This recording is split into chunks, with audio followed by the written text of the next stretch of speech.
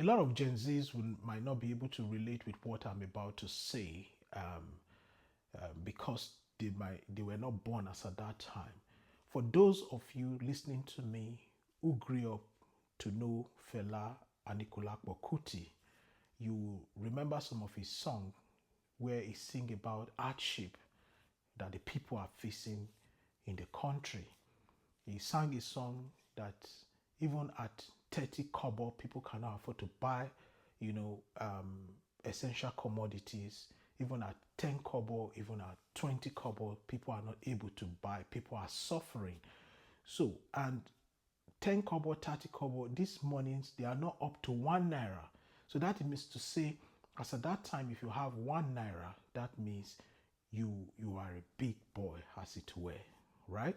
So even at the less than a naira, people could not afford things.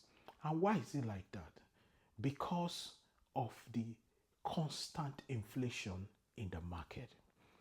Now, inflation in the market can also be controlled to an extent. When we're supposed to have a ministry that is supposed to control price of goods and services. I'm sure we have such ministry in Nigeria. What are they doing? Are they sleeping? What's the government doing about it? The government should critically look at controlling price of goods and services. You understand what I'm saying? So right now, that's why you see a lot of people go to maybe Idumota market or the big Onitsha market and go and get things, in wholesale, bring them to their local shops and begin to sell them. Now, the union of a particular market might even try to control the price because they want everybody to sell their goods and services, not somebody selling below price and all that. They might be able to. But let me use Benin City, for example. There's a market in Mission Road where they sell provisions and all essential commodities and all that. The price of things in that market might not be too different from each other because they have a union that we say, okay, this is the agreed price, we're going to sell this. They would have looked at the cost of buying those things, transportation, logistics, fix in everything, then check out their profit margin and place it on the goods they are selling. But when you leave markets like Mission Road, you go to like New Benin Market or Uselu Market, for example, you find out that the same goods and services, the price will be different because those union, they are not under the jurisdiction of this union. So these are the kind of problems we begin to find when a government is too reluctant or is not looking at price control. And the same way goes to properties when people go to rent houses. In Europe, you see that a particular standard of house is almost the same price of the same standard of house everywhere because there is price control. All right. But back home in Nigeria, you find out that on the same street, you could get an apartment of 3 bedroom apartment of the same standard with three different price or pricing, as it were.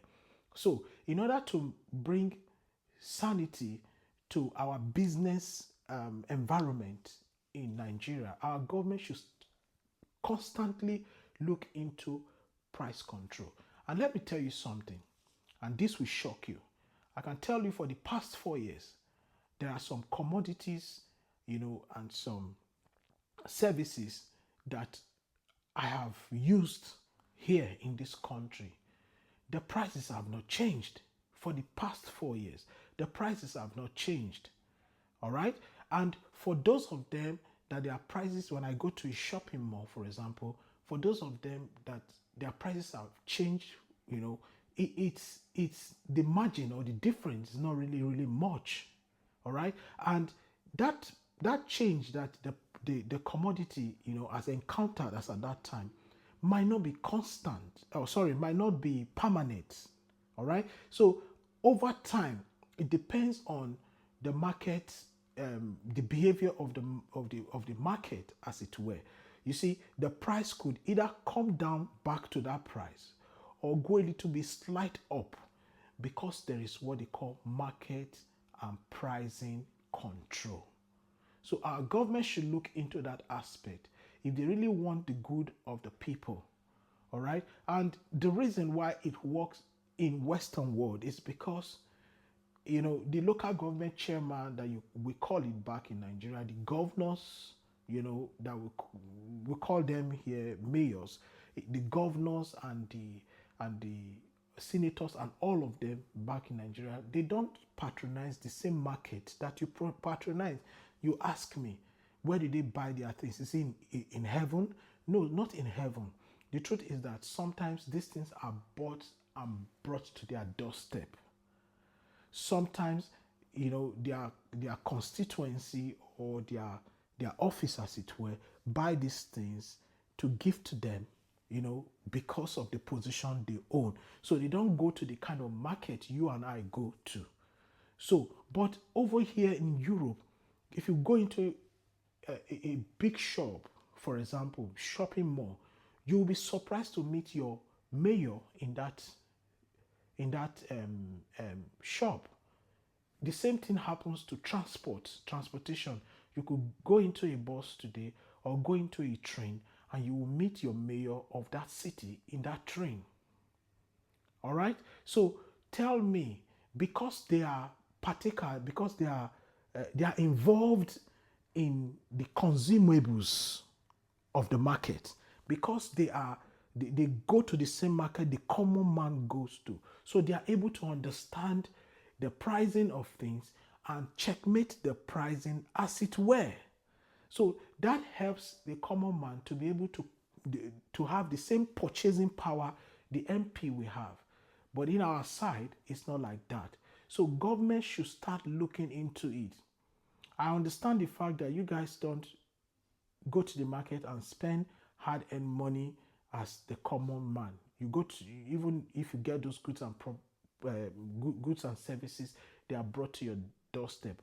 But beyond that, please, the government should look into pricing and see how they can regulate pricing so that every common Nigerian will be able to get their goods and services at an affordable price. Thank you very much for listening to me. Share this video, like it, repost it, and I will see you in my next video. Peace and love.